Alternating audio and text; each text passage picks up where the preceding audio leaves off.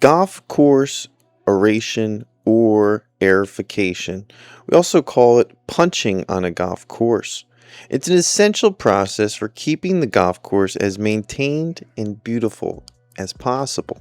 And here we're going to walk through that process as quickly as we can in a 3-minute video with the professor. It's processed to relieve heavy compaction caused by compact foot traffic and lawnmowers and heavy machinery, allowing for air, water, and nutrients to penetrate deep down the turf grass roots. This is essential in the process of having a bright and vibrant golf course.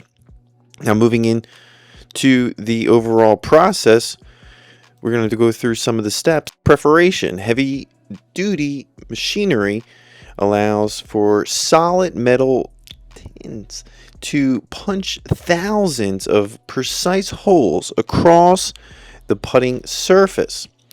The cores are removed and the hollow tins point out physical plugs of grass and organic matter, which is then swept away or vacuumed away.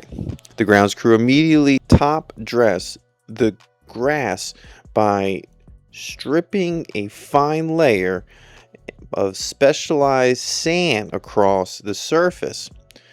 Brushing in the drags of sand eventually will fill in these single holes that were once implemented during the process, which firms up the putting green surface for optimizing its drainage process for internal use. Now, why is it beneficial for a course? Well, it allows for gas exchanges, which flushes out the toxic carbon dioxide that is built up underground and resurfaces the roots zone with pure oxygen. It also breaks up dense layers of dead grass or decayed stems that act as wet sponges, reducing pressure.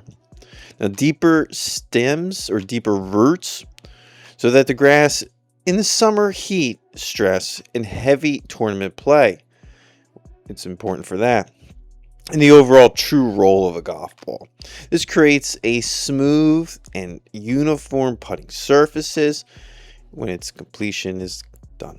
It typically is 2 to 3 weeks to recover fully from this process. And golfers may experience bumpy surfaces and slower green speeds while the grass heals and the sand settles. That's it for this video. Keep a lookout for more videos to come.